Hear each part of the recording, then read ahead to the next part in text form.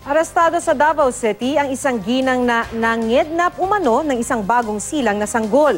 Depensa ng suspect, gusto niyang ipakita sa kanyang mga biyenan na nanganak siya matapos daw mabuli na malaki ang kanyang tiyan. Makibalita tayo kay Argil Relator ng GMA Davao.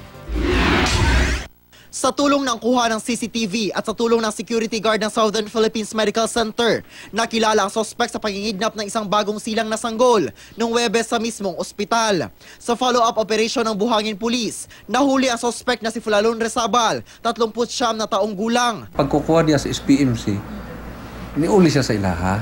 O pagka balita nga na bata nga nawala, among gi-verify sa CCTV. So nakita man ako nga nailaman po na ako na siya, ma'am.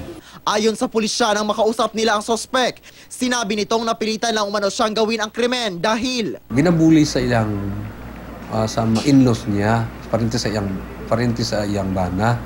Kay dako, dako daw og tiyan niya buntis daw nganuman nganuman dugay daw manganak.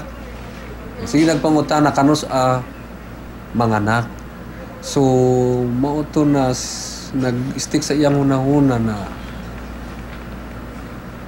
muna lang agbata, mauna iyang ipakita dito. Hindi pa nabibigay ng pahayag ang sospek. Isa sa ilalim din ang sospek sa psychiatric evaluation para malaman kung may diferensya ba ito sa pag-iisip. Ihahanda na rin ang kasong kidnapping laban sa sospek. Argil Relator, Nagbabalita, Pilipinas.